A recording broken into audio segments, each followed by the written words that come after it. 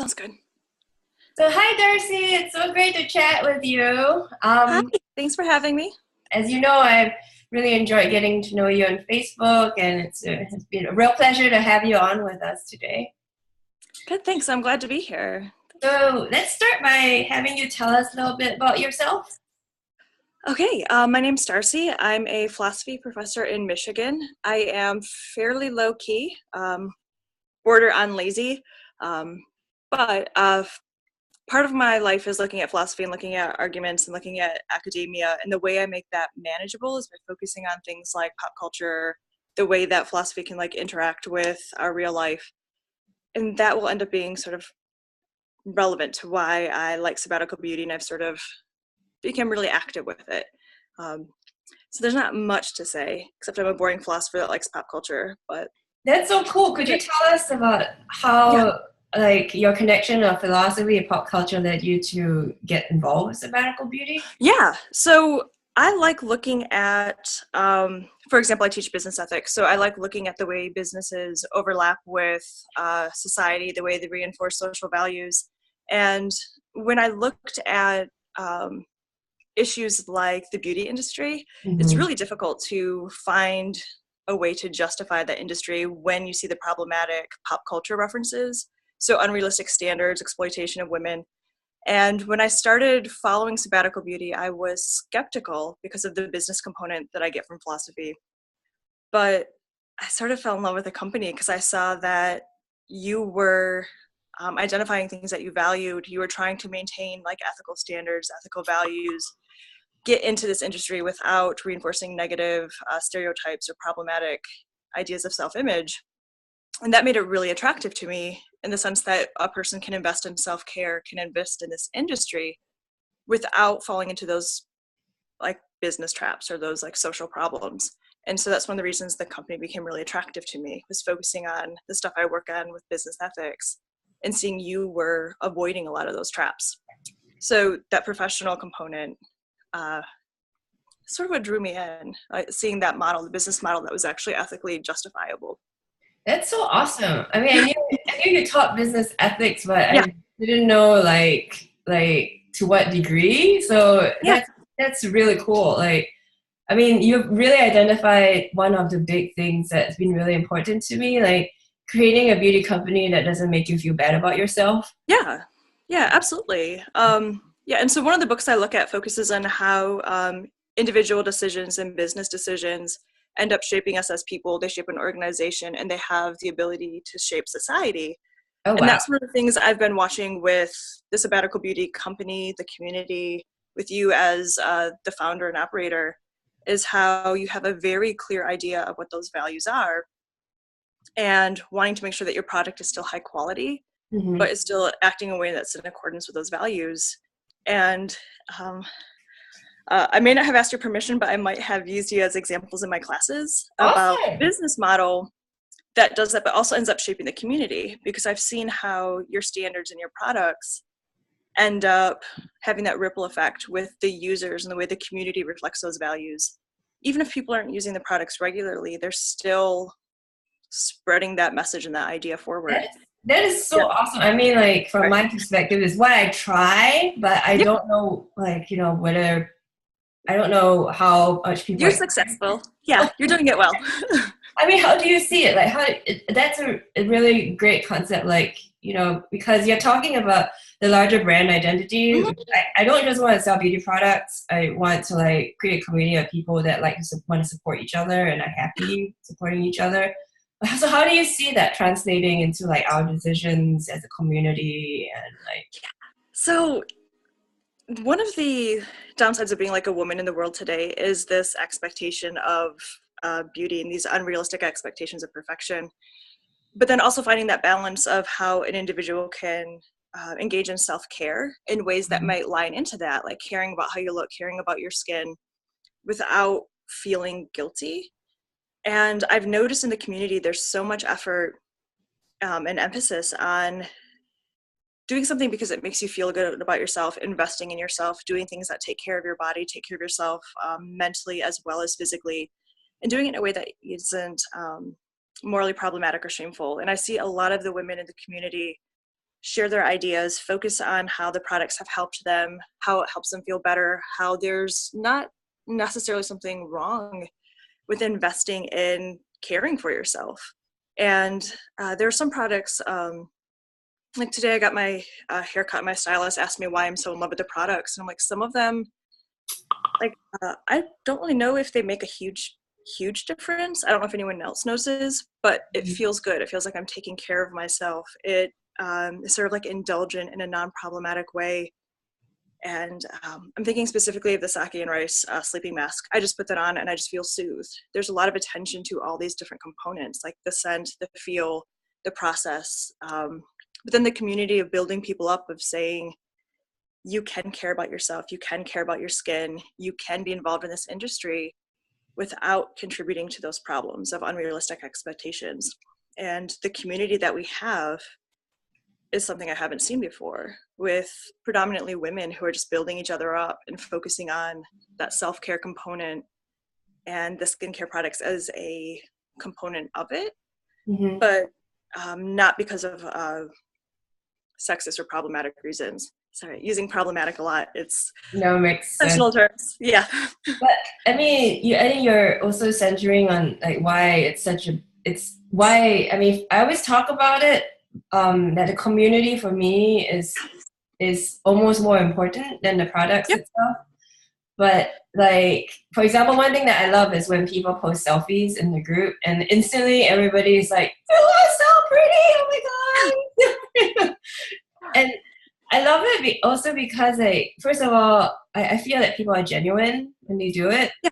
And also that, you know, the stereotypical image of the beauty industry is basically like women like putting on makeup to compete with one another and like slamming one another behind your backs. Yeah, and that's not anything that I've gotten in the Sabbatical Beauty community at all. It's like the opposite. It's nothing but praise, like celebrating everyone's differences, their strengths, their accomplishments. I post what I often refer to as like mugshots that I'm very proud of, to the point where I'm considering getting those little plaques where I can say, Darci Doll, this day. But like the support I get from it is so encouraging. Or if it's I'm having a bad day, so I'm going to have a beverage and mask, and then having these hundreds of people like back it up and say they support it and they're there for me and they love me as I am, you know, mugshot and all. It's unbelievable. I don't know how you accomplished it, but it's the ideal business model where you have products that work, they're effective. I have the type of skin where I've tried like La Mer, I've tried everything, and they usually work for about a month, and then my skin gets used to it and it goes back to being dull and just uncomfortable. But I've been using Sabbatical Beauty since March, and it's now November, and it's like this. Not there. Like that, yeah, that glow is still there. It's not like a makeup highlighter. It's just the skin coming through under the makeup effectively. And so you have effective products that work months later. My skin adapts to it. My skin feels good. I feel better. But there's also the built-in community that is enjoyable, that makes the products meaningful to use, not just effective, but meaningful. And there's sort of like this connected community that I really have learned to rely on a lot. Yeah. And not just in the skincare element, just the self-care, build each other up instead of knock each other down. Yeah. And that's rare. That is so awesome. Yeah. Could you tell me about how you learned about Sabbatical Beauty to begin with? Yeah. So I was in a beauty group with, I think it was founded by Julie Alexander, invited by a couple of friends, and my friend Jana kept mentioning it. She kept saying, like, this is great. If you're unhappy with your skin, try this brand. And I was like, okay, if you say so, I'm sure. So she added me to the group, and I just started watching and following it. And I noticed that there were really impressive results consistently across the board, a variety of different skin types, a variety of different goals. And I've noticed that they seem to be lasting, consistent effects. It wasn't just a flash in the pan and then over, but people who were consistently sharing these stories of how the products were working for them, how it met their goals, giving advice about what things worked for them based on their needs and what didn't. And that's how I started sort of lurking and following, where I was just added to the group because Jana was like, no, just check it out. I was seeing it also in that other beauty group a lot. Like the brand, I recognized when she mentioned it because it was coming up a lot. And so I just started looking and following and saw things that were encouraging enough to make me want to invest in trying it out. And that's sort of, yeah. That's amazing. So basically, like, Jenna's awesome, and then she is. She recommended us to you, and then you were really impressed that people seem to have lasting results, and that's what made you want to try to brand out. Yeah, that was one of the things. Like I was in the group for a few months before I actually made my first purchase, and I was watching what people were sharing. I was watching the effects people were having and how they're describing their skin type, and it made me interested to think it'd be worth trying. I was a little bit hesitant because I wasn't sure how the products would work with me, and without being able to test them in real life, I wasn't sure what the effect would be. But I kept seeing these phenomenal results across the board that made me think it was worth it. And then, to reiterate what I said before, I saw the way the company's values were evident, and I wanted to support that, and felt like if I was going to invest in a new product, I'd rather invest in trying a product that stood by something I thought was worth investing in. And figured, worst case scenario, it doesn't work and I wasted some money, but I've supported a small business. But then it was also that community, seeing the way that the members were helping each other and giving advice, and it was something I wanted to be a part of. So it was the three different components: the company values, the community, and then seeing that these products had a really good reputation. That's what made me invest and try the first time, and I've not looked back since. No, it's been great. Yeah. It's been great having you in a community. Yeah. So tell me, if you have a desert island sabbatical beauty product, what would that be? You? Can I take you? I'll just take you and we can see what's on the island. I've been thinking about that because that question comes up a lot in the different parties and groups. If I was actually literally on an island, I'd probably take the vacuum cleaning cleanser oil, because that's good for cleaning. It's good for tightening, firming, but it also has, it can be used as a really good mask too. That's true. But if we're talking about my staple, what I have to have on hand, what is like my everyday thing, it's the Camilla Gold Beauty Oil. Oh, really? That. It's completely underrated. It doesn't get enough attention, but it's something I use every day. I like it because the oil adds the hydration. It adds like some nutrients. The gold gives a little bit of a shimmer. If I wanted to, I could apply a little bit thicker, have a bit of a mask. The scent is like subtle but soothing. It's something that I always use like every day. I can't get enough of it. It's completely underrated. I think you were surprised at the choice. But just like part of this little shimmer is from that I get that nice glow, but it's not too heavy for my skin. So that would probably be I will always save money so that I have that in hand. Yeah. Cool. And when I travel usually with like a little bit, but I always bring like a sample size bit with me. So I always get a little rejuvenation. So it helps with a lot of things. So I think that'd probably be my favorite. Cool. Right now. Yeah.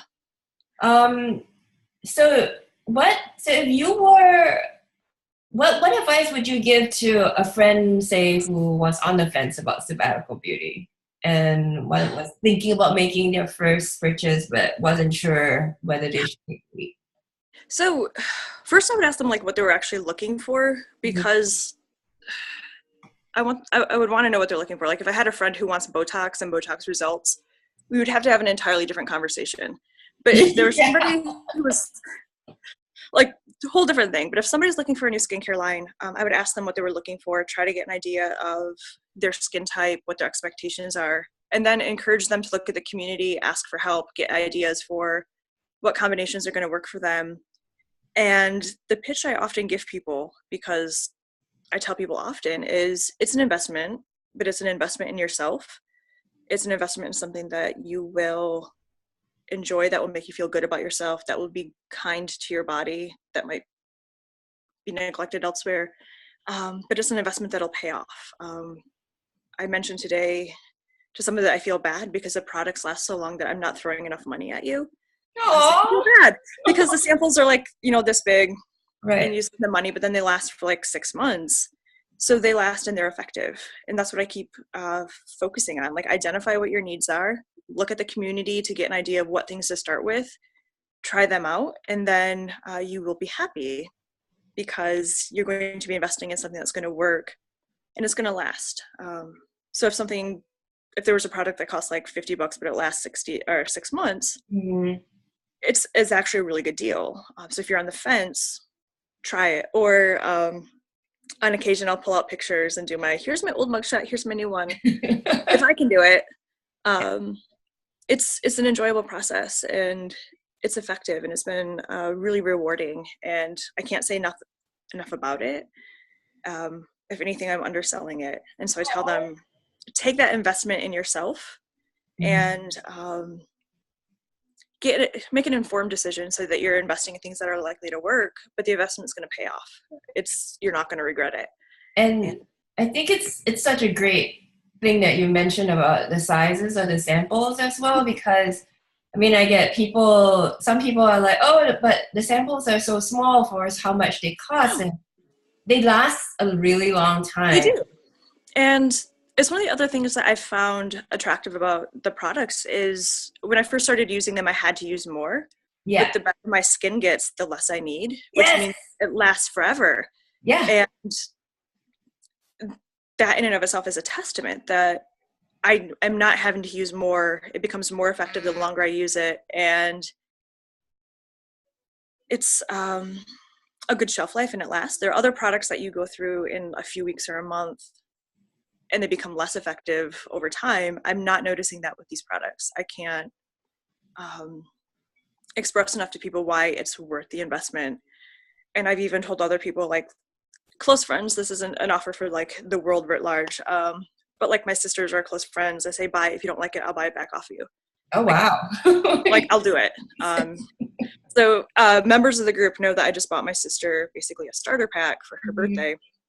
And the thing is, if she doesn't like it, I'll just give her the money and keep it myself. And usually that's the type of thing that might encourage people, because I'm cheap and I'm lazy. And if I'm willing to invest the money and the time, then there must be something there. Yeah, that's a little secret. I'm like the laziest customer you probably have. You're not lazy. I don't believe. And I actually find myself enjoying the routine. Like, it's me forcing myself to take care of myself for a few minutes a day. Right. And even on days when I don't feel good, on days my body's feeling me, it's a little escape from reality. I enjoy it. And usually discussing those experiences with people is what I would say to encourage them. Like, you know me, you know I'm lazy, you know I'm cheap, and I can't recommend this enough. And that usually helps sell it a bit. Awesome. Yeah. So I was thinking a lot about what we started the conversation talking about, and it's actually super fascinating. I just wanted to ask you, even though I should probably ask you after the interview, but I just wanted to ask you, would you be interested in like maybe doing a short presentation for us or something on like business ethics and the community and what Sabbatical Beauty is? Happily. That's fascinating. I would love some sort of collaboration. Yeah, I could. I think right now it's become sort of my focus is watching the way that some businesses only focus on profit. And my business ethics students have this assumption that to be a good business or to be successful in business, you have to be egocentric, you have to be profit focused, and you can't have things like values, you can't have social values, you can't focus on other people. And I have to keep reinforcing that there's this paradox that if you aren't concerned about other people, if you're not concerned about society, if you're not concerned about other things, you might be successful to a point, and then you Enron, like you crash, and then you can't recover. I love it. Enron is a verb. And then you Enron. And so that's why I've used you in examples in my classes, because you are showing that a person can go behind a product that can be successful, that can be sustainable, that can work in business while still having concern for something other than just the bottom line at any cost. And from that professional perspective, it's been really interesting for me to like watch how you're handling your brand, your products, talking to your clients. And it matters. I think one of the reasons why the company is successful is that you do have a really close relationship with your clients, and you listen to them and you pay attention, and you don't do it at the expense of your business. That would be inappropriate and unprofessional, but it does show that good balance that a person can be successful in business, have a good product, but also be community centered. And I think that's a deficit we see right now. And I think it's something we really need. So it's been personally rewarding for me because of, my face, but also like professionally intriguing because I can watch this. I can go back and say to my students, what you're learning in your business classes might be useful, but it might have limitations because it's too narrow-minded and it's not sustainable. You can't be too profit-driven without other considerations and stay successful long-term without running the risk of, pulling an Enron. I don't. Yeah. And there has to be like another component to help do that. The other thing is, I find it ends up not being really rewarding for people who don't have some passion or value to accompany their livelihood or their business, that it helps to identify what you actually care about and find a way to integrate that into your business or your work or your life, charity work, something like find a way to make those two worlds balance. Yeah. So it's been really interesting to watch your company. I've been. I would really love it if you would do like a little presentation or something, because I think a lot of people would be fascinated by that, especially because I think a lot of our community members are very interested in social justice and are feminists. And so I think like what you're saying verbalizes a lot of why people just like love the community, and I think they'll really love to hear your analysis. It's we tend to forget that there are consequences for our actions and that the decisions we make shape the world around us. And I think we're noticing now people are becoming aware of that misperception, and that the things that we do, the places we spend our money, the things we invest in do affect the world around us. And like you said, there's a social justice component where we are seeing sort of like a cognitive shift and a behavioral shift where people are starting to want to invest in things that represent their values. So it's not so much that millennials are killing Applebee's, it's that people are realizing Applebee's doesn't necessarily align with the things that they think are worth investing in. Right. And so it means that businesses have to start to pay attention to what is actually going to align with people's values and what they're interested in invested in or investing in. Yeah, it's really cool. It's really cool. Yeah, I'm serious. Let's do something. I'd love to. Yeah, I'd love to. Anyway, so it's been really great chatting with you today. Thanks. I've had a great time, and I will see you back on the internet and on Facebook. Yeah, I'll see you soon. And we'll talk soon. All right. Yeah, talk soon. Bye.